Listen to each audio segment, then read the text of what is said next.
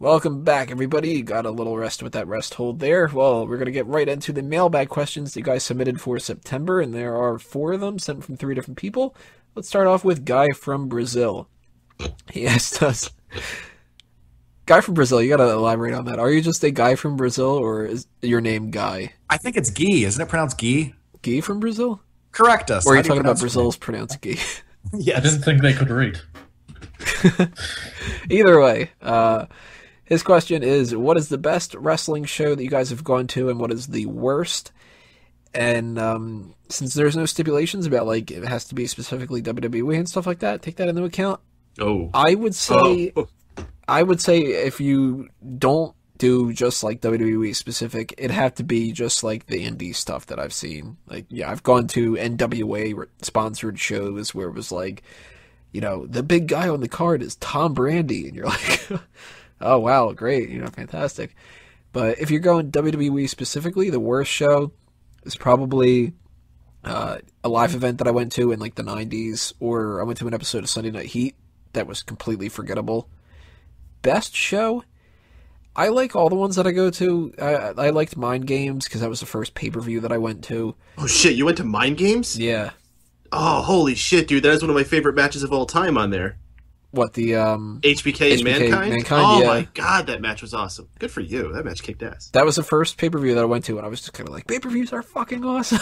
Hell yeah. TLC 2011 was a lot of fun. I didn't really love Daniel Bryan at that time, but him cashing in the Money in the Bank was cool. Zack Ryder winning the U.S. title was cool. I had a great set of people that I surrounded myself with around that. Some of them actually ended up doing the show. Carlos, Alfonso, and such.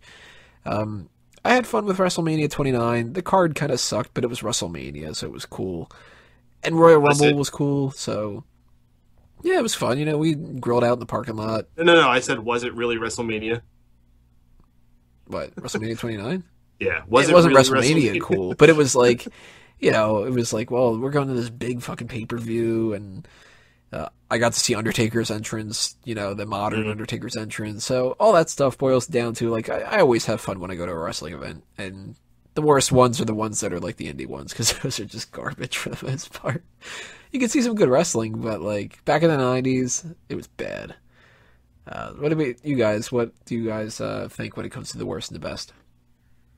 Well, I've seen a lot of trashy fucking indie shows, and I've been on a lot of trashy indie shows. So You were the one responsible for a lot of them being trashy. Probably. Yeah, probably.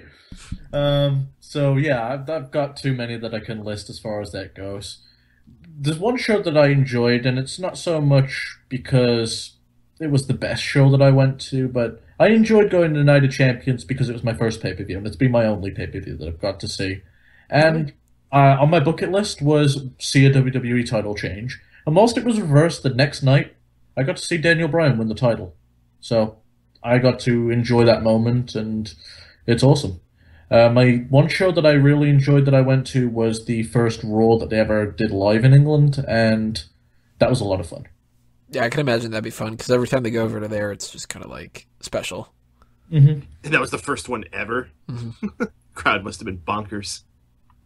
Yeah, fucking arena smelt, though. People in England, wash yourself before you go to an event. Brush your damn teeth. That too. Kellen, what about you? What are your favorite and least favorite shows you've gone to? Least favorite? I mean, I've only been to maybe a dozen live shows. My most favorite, though, I would have to say, was the SmackDown. I've never been to a pay-per-view. That's still on my bucket list. But the SmackDown that was 3 days before WrestleMania 17. It was in Detroit, Michigan, 2001. And it was, you know, I got to see Rock and Austin face off in the ring right before their big epic match at WrestleMania 17. Trish was in a bra and panties match.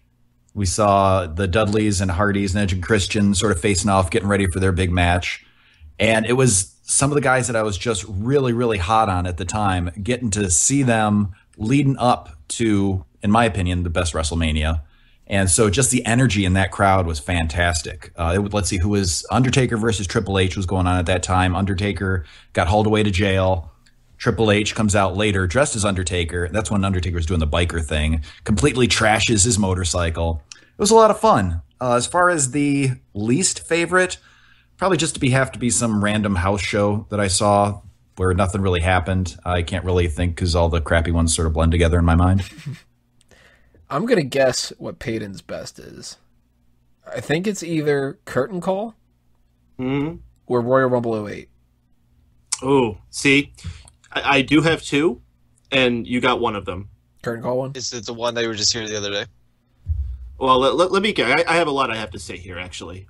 First off, I've been to a lot of crappy indie shows, and I gotta say they're actually fun. I'm not gonna shit on local indie shows. It's a different type of environment. It's a different thing. But you know what? When I was a little kid, and my parents took me to what would be my high school eventually, or we had a local baseball field where they ran shows out of too. It was fun, you know. I got to see Doink the Clown. Tatanka was on those shows. There was Ahmed Johnson on one of the shows. Rikishi was on one. You know, I got to see all these cool guys. It was a fun experience. I can't shit on that. You know, it's cool to bring that to your town if you don't live in a big city. I'm so mad you got to see Doink because they had one at my middle school. And it was going to be Doink versus King Kong Bundy, because King Kong Bundy is the brother of... Funny thing, that was the exact match that I had. Really? It was probably around the same exact time. Yeah. King Kong Bundy is the brother of one of my old gym teachers. So they had a connection through that. And about 2 days beforehand, I saw on the posters that they changed it to Virgil versus King Kong Bundy. My God. And I was like, no. God damn it. Dude, so, I got Virgil's autograph and stuff like that, but at the time I was just kind of like... you have Virgil's autograph. I thought you were being facetious, though. I mean, you know, Doink is like Santa. There's just many, many Doinks all over the country that just rent out the ability to be Doink and then just put on the makeup and the costume. So it's not I doubt I saw the Doink. It was probably just some guy dressed as Doink. You want to hear something terrible? We had an Undertaker fake in England. A guy just dressing up like the Undertaker and wrestling as him. And they marketed call himself the Undertaker? Yeah, they marketed it on posters and everything. It was the big attraction. I'm like, how are you not getting fucking sued for this? Right. Oh, goodness. See, I would have preferred a fake Doink over Virgil. In general, though, I've had very good luck at shows I've gone to. Some notable examples was King of the Ring 2001. That had that Kurt Angle, Shane McMahon street fight, which was just breathtaking. I mean, I was in one of the front rows for that, actually. I was in 4 or 5 rows back behind the announce table. And so I saw Kurt Angle and Shane McMahon flying through the air when he did that angle slam off the top rope. It was just a sight to behold. And that was the pay-per-view where Booker T made his debut. And he ran right by where my seat was. So I saw the invasion angle pretty much kick off right next to me. It was awesome.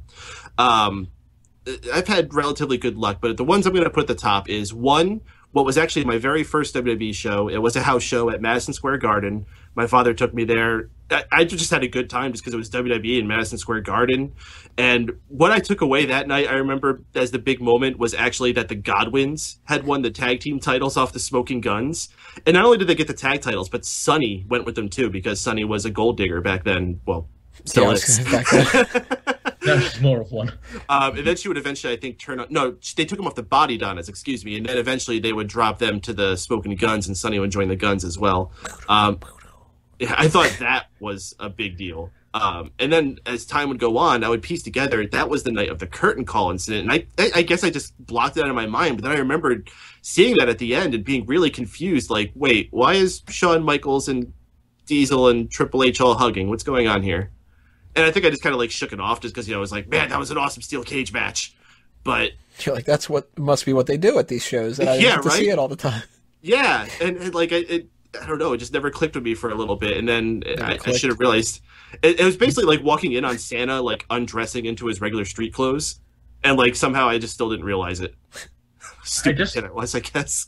I just remembered an obscure main event I did see at a live event, and it was right between one of the drafts, so they still had guys on both tours for both Raw and SmackDown.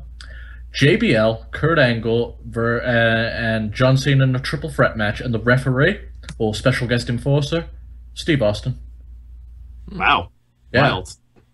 Wild. My other show, though, that I would say is in tying contention for that is actually one I just went to very recently. NXT TakeOver Brooklyn. What an incredible performance these guys put on there. WWE took over the Barclays Center, which is an awesome place for shows, for 3 whole nights, and this was the standout by far out of those 3 nights.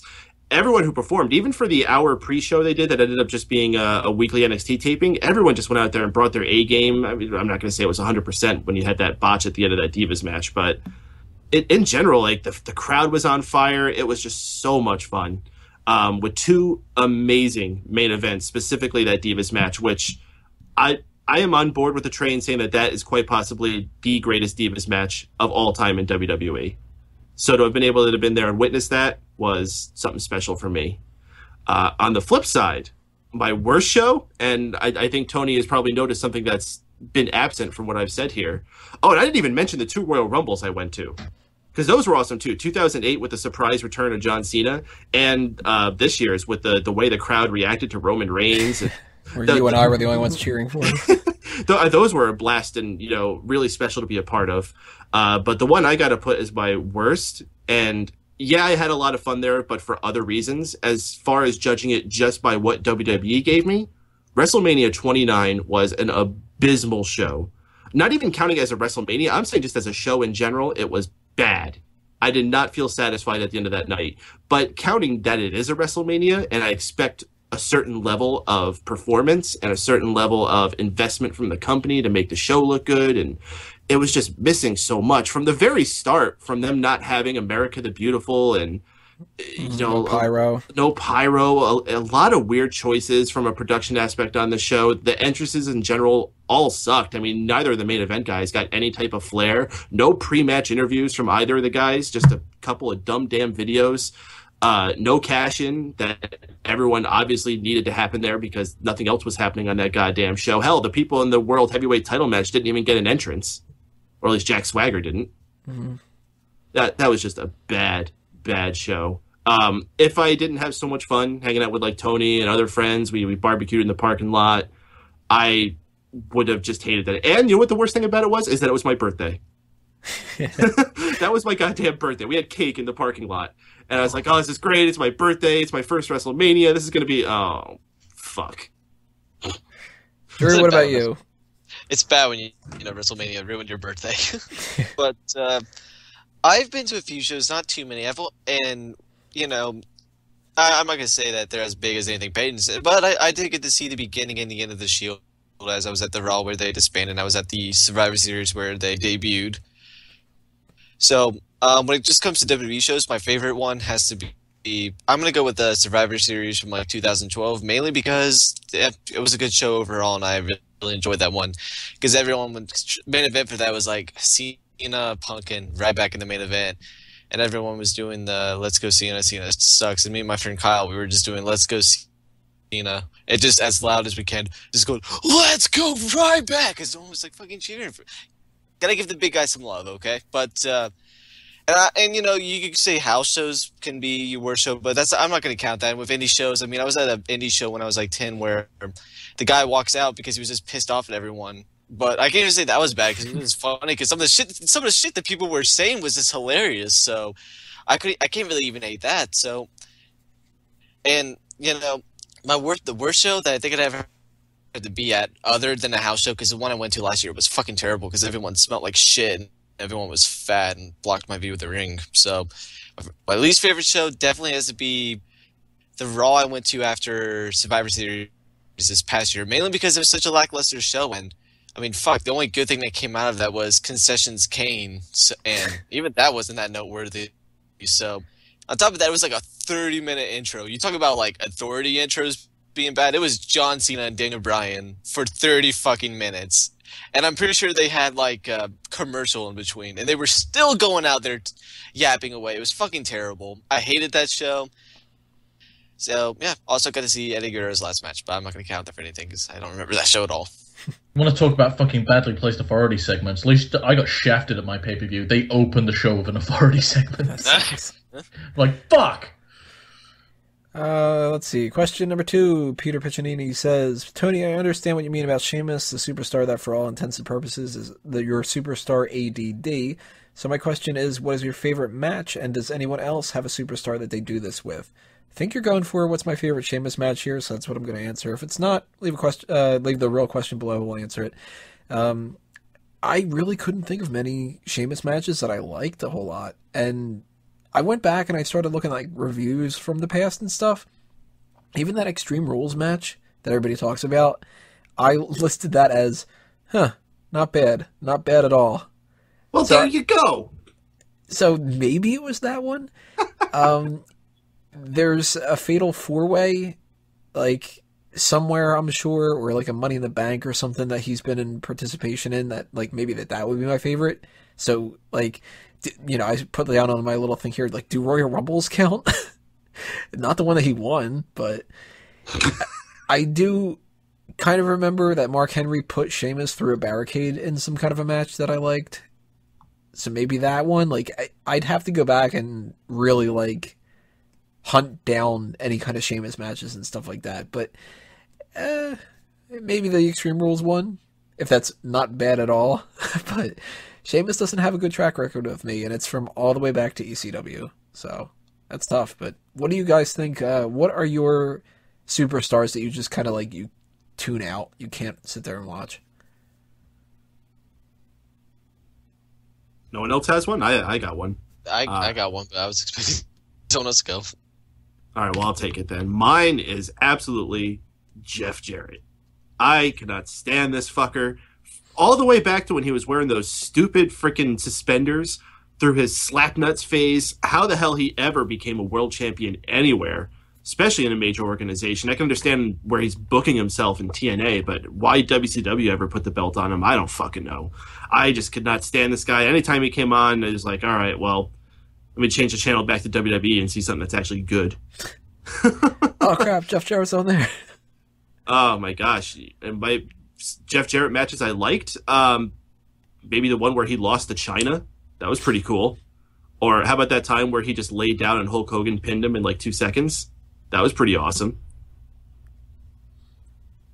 Drew, what's yours? I feel like mine is such an easy one, and that's like a lot of people's go-to, especially on the main roster. But I have, especially in the last few years, but I have never, especially in the past few years.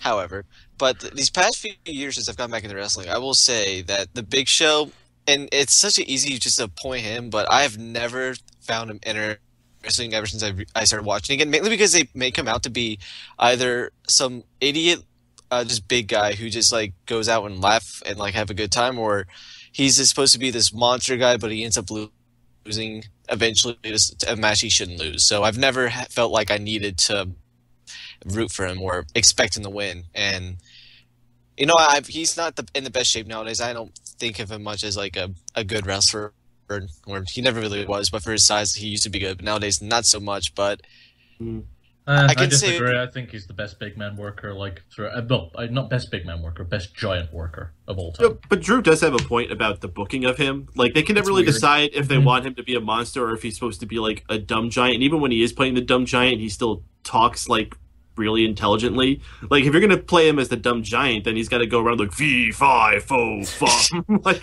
And it's not even that. They've got a decade of damage done to his career. There's no character. There's no doubt of that. They did it with Mark Henry too, but they resurfaced everything with the Hall of Pain thing. They just never really did that with the Big Show. And when it comes to one match that I could think of that I like that the Big Show was in, it's actually a callback to the Tony's Sheamus thing, and it's Big Show versus Sheamus when Big Show won the World Heavyweight title off him in 2012, and then like the series of matches they had after that, they were all very good, especially for Big Show matches at the time.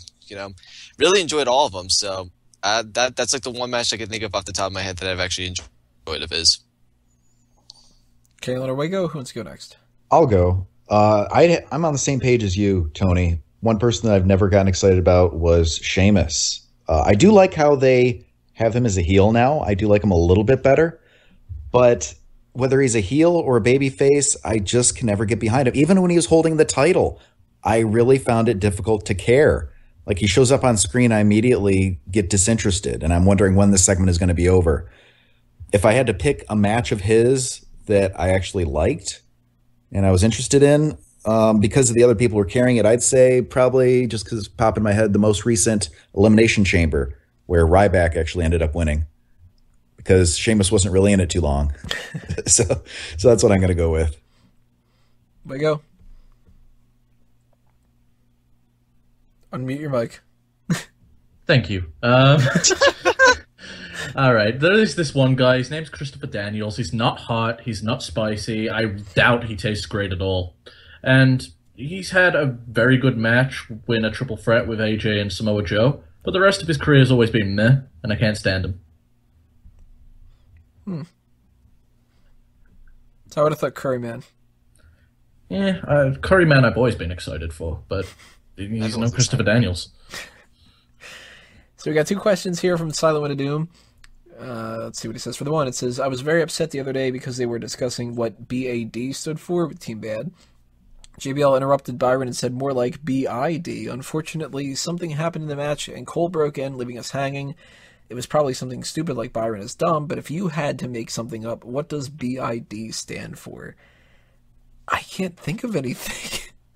Like, I literally can't think of a single joke to go with this, so hopefully I will eventually, and then I'll put that in the comments or something like that, but I'm drawing a complete blank. Well, he's never really liked Los Matadores, right? So I'm going to guess he was hoping it stood for the Bureau of Immigration and Deportation. That's a good one. I was going if it was Mark Henry, he could be beautiful, indestructible, and delicious. I want to hear a few more now. Peyton, you said you had something, right? Yeah, perhaps it stands for Brian is disappeared, because Miguel talked about this Brian guy here, and I have no idea where he is. Where is Brian? I don't know. I haven't heard that guy in a while. Thank God.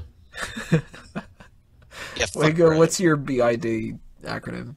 Bad indigestion. Yuck. That would be B.I.Y. Well, I hear digestives are good for that.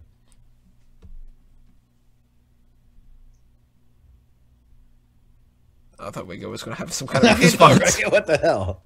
Oh, I'm muted again. I thought it was. I heard B.I.Y. I don't know why.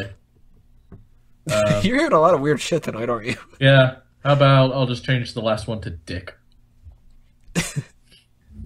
In the dick. Doesn't work.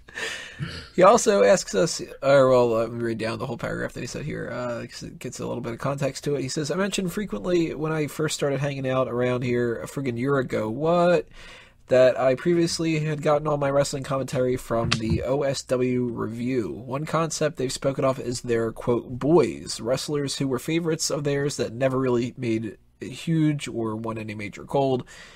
There may have been even a bit of a cringe factor in admitting how much you love or loved them. Wrestlers that on their list were Test, Rikishi, Marty, Jannetty, Thurman, Sparky Plug. So his question to us is, who would we constitute our boys that kind of run in this situation? The first 2 I could think of were X-Pac and Billy Gunn. Neither of them won a world title, and maybe X-Pac shouldn't have. I do think Billy Gunn should have at some point. Just a quick run, he couldn't have had something for, a 3-month reign or something like that. But Billy Gunn, he doesn't get as much credit as he should have. And X-Pac, there's X-Pac heat. X-Pac should have at least won the Intercontinental title. So I think that he doesn't get as much credit as he deserves either. And maybe if I really sat down and thought about it, I'd think it's some jobbers or something like that. But off the top of my head, those are the first 2 that I could think of. What about you guys? Are there anybody that really doesn't get any credit that you kind of shamefully have to admit that you're a big fan of? The one that I'm thinking of right now, I know Wago will agree with me, is one of the biggest mistakes that WWE ever had when it comes to talent. We've got a lot of issues with Drew Sound on this one. Like I think it's Tony. no, well, I'm going to say one thing. Now, one thing is Drew McIntyre. Drew, are you dying? You sound Help me. I don't know what the fuck's going on with Drew. But I think he said Drew McIntyre somewhere in there. Yeah, we're having some connectivity issues on this. Sorry for the audio quality and stuff like that. Mine's dropping a little bit and stuff, so hopefully this doesn't go too crazy. We lost Drew. Now we got him back. I left and joined. I don't know if it's any better. I'm loving this play-by-play of our Skype issues. Riveting conversation. Tony's like getting he's heading off. Oh, he's clicking the button to get back in, and he made it. By God! God! Oh my God! Photo finish connection. Drew got disconnected. He's on the outside. Stay tuned as Smack Talk rolls on. So you went with Drew McIntyre. Wago, Kaylin, or Peyton before we get disconnected again. What do you guys think? Who are you? All right, I'll quickly spit these off. The Motor City Machine Guns, Curry Man, X-Pac, Matt Hardy. Ooh, got a lot of issues with Drew Sound on this one. I think it's I think it's Matt Hardy. Matt Hardy. The Motor City Machine Guns, Curry Man, X-Pac, Matt Hardy. Nah, fuck Fat Hardy, dude. Fuck any Hardy. I think Matt gets a lot of shit because he's such a douchebag in real life, but I've always enjoyed his work. I enjoyed his singles run. V1 was a hell of a lot of fun. Motor City Machine Guns, I still think, have some of the best tag team moves ever, and if you want to know more of my opinion on that, go back and check out when we rank tag teams. And Curryman, I'll put it this way, I've just bought a t-shirt of his, so he's fucking awesome. I will say one thing about Matt Hardy, though. If he wasn't as injured and if he was as lucky when it comes to his injuries as Jeff was, he probably would have won the World Heavyweight title at some point in WWE. No, he wouldn't. I think he would have. If we're talking about people that are underrated or, jobbers, I would have to say Stevie Richards is way up there in me. He's one that popped up in my head for this because talk about enhancement talent. I thought that he could make anybody look good. What are you talking about? He jumped off the fucking cage back in the 80s. He won the title at WrestleMania 20. The guy's got one of the most storied fucking careers in history. I mean, he was in the main event of like the first 10 WrestleManias. Well, there you go. Okay. Tony, this is the part where you move the conversation. I think Kalen's like self-esteem died a little bit there. I think you guys just ruined his life. Stevie Well, Richards that was meant a lot to him. I must. So have, you're getting really defensive about that shit. I man. must have Sorry. fallen asleep during that time period. Peyton, what about you? Who's your people that you kind of don't want to admit that you're a big fan of? Well, I was a big fan of the WCW Cruiserweight division. I actually thought a lot of those guys could develop themselves into big stars because I was actually a bigger fan of WWF at the time, and Shawn Michaels had this awesome career, and Bret Hart too, were these smaller guys who came out and became these big stars and just made event at WrestleMania 12. So I thought for sure a lot of these WCW guys would be able to do it, and some of them did. Eddie Guerrero, Chris Jericho, Chris Benoit, they all went on to have good careers in another company. But some of those guys were not so lucky that I also was really big fans of back then. Guys like Dean Malenko, guys like what the fuck is I was just thinking of his name, Juventud Guerrera. Hoovy. I used to be a huge fan of Hoovy. Psychosis, all of that group. I just loved those guys, and I wanted to see them move up, but they never really went anywhere. But if I had to pick one that I think would be really embarrassing and juicy for you guys to hear about, Disco Inferno. That's a good choice. I loved Disco Inferno. He just came out and they would have his face in the middle of that disco ball spinning, and he would do that stupid little dance, and he was just so good at grabbing heat. I loved his television title run. It was the perfect guy to be in there, and you were just begging for Diamond Dallas Page to come out and diamond cutter him or something like that. And for the modern equivalent, you will see me pulling extra strings in favor of Fandango. I'm gonna say, Disco Inferno and Curryman could be a hell of a tag team. Oh, fuck yeah, they could. And bring in Fandango, too. They could be like the New Day. It'd be like the next Amazing Thundercocks. So I'm looking at just a list of WCW jobbers and stuff. Man, I don't even remember a lot of these people. Jim Klontz. No idea. Mark Starr. Who? The Gambler. Oh, the Gambler? No, I know the Gambler. The Gambler, he came out, he was like a magician kind of guy. No, he had cards. Cards, yeah. He had cards. Joey Maggs. Reno Riggins. No idea. These must have been the guys that fought on WCW Saturday Night or something. So some of these are WWE. Mickey J, Chris Adams, Von Kruss. Wait, wasn't Chris Adams Atom Bomb? No. Yeah. Oh, it was Brian Adams. Yeah. Yeah. Ricky Ataki. I don't remember him either. Trevor Allen, Hardbody Harrison, Lorenzo. That's his entire name. Just Lorenzo. Isn't Hardbody Harrison the guy who just debuted for the Wyatts?